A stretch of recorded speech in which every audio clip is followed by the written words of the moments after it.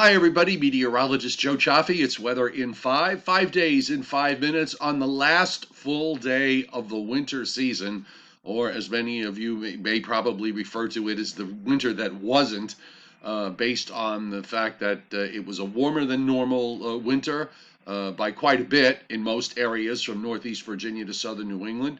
And it was also relatively snowless in the I-95 corridor. It was not the case, though, if you move up into places through upstate New York and heading up into interior and northern New England.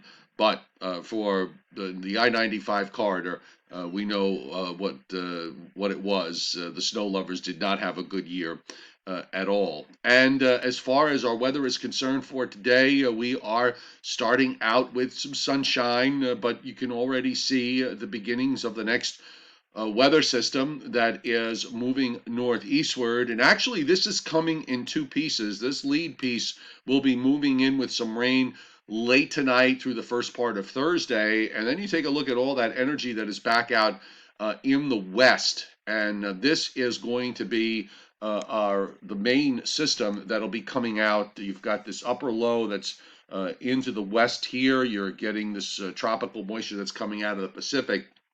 This will eventually create a storm that is going to move up toward the Great Lakes.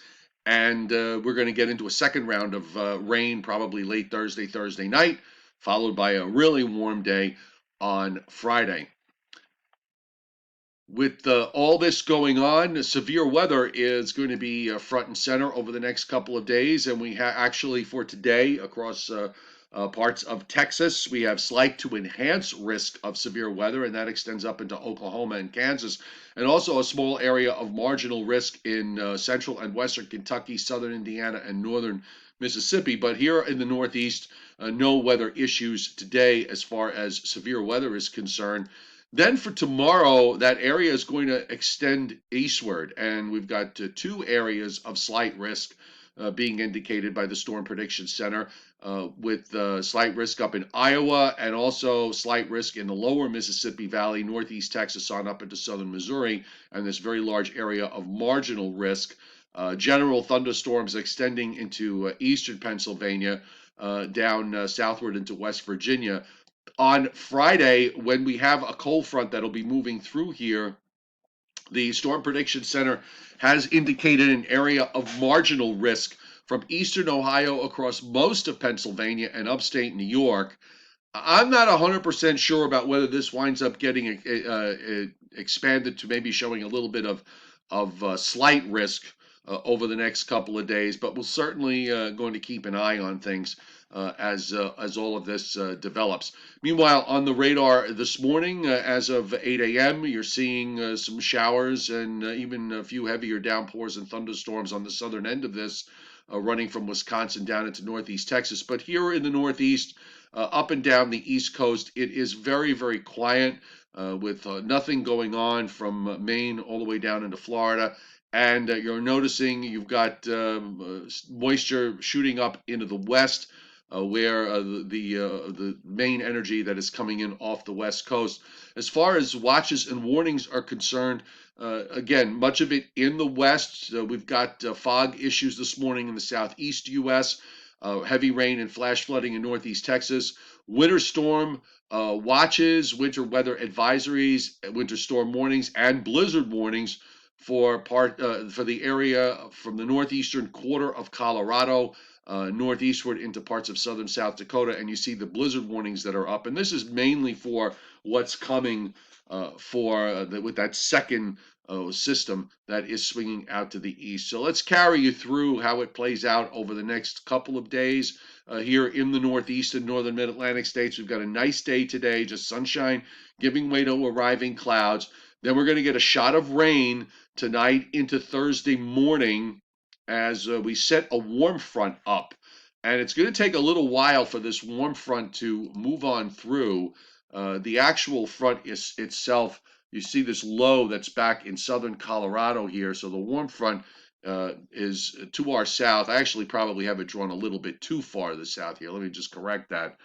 It's setting up just like this. So you've got warmer air coming into the Gulf states. You've got cooler marine air that is locked in here into the northeast and northern mid-Atlantic states. And once this low moves on up to the northeast and begins to strengthen, we're going to start to see that warm front move northward and get on through here. And once that does so, we'll see a second round of rain or showers moving through the northeast.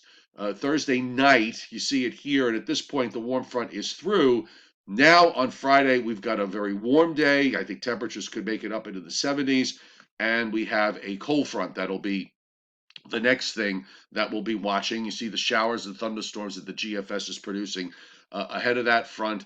But spring arrives on Thursday. Friday is the first full day of spring. It will definitely be spring-like, and we'll just have to see if these thunderstorm showers and thunderstorms, if they do hold together. The Storm Prediction Center seems to be a bit more bullish on the idea than some of the weather models are. Once that front passes through, the weekend looks chilly but dry for Saturday and particularly for Sunday, where temperatures are probably not going to be getting much out of the 40s in most places.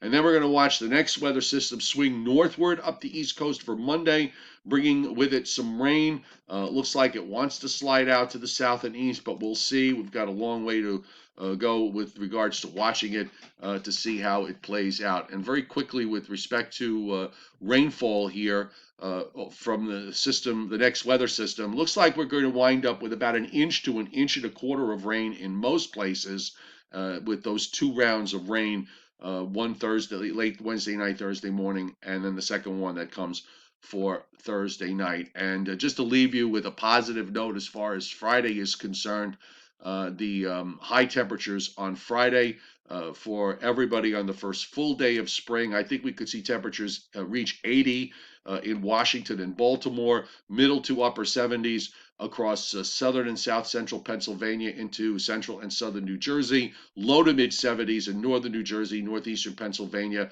on up into the Hudson Valley, and 60s to near 70 as we head into southern New England. Not a bad way to start the new spring season. So weather posts will be coming up later today. The apps will be updated shortly. The free meteorologist Joe Cioffi weather app and Angry Ben's weather app, the Angry Weatherman, which you can download on Google Play or on the App Store. Those are the names of the apps, by the way.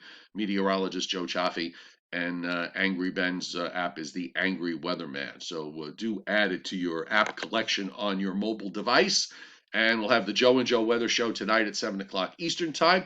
Have a great day. Stay safe with everything that's going on, and we'll see you later.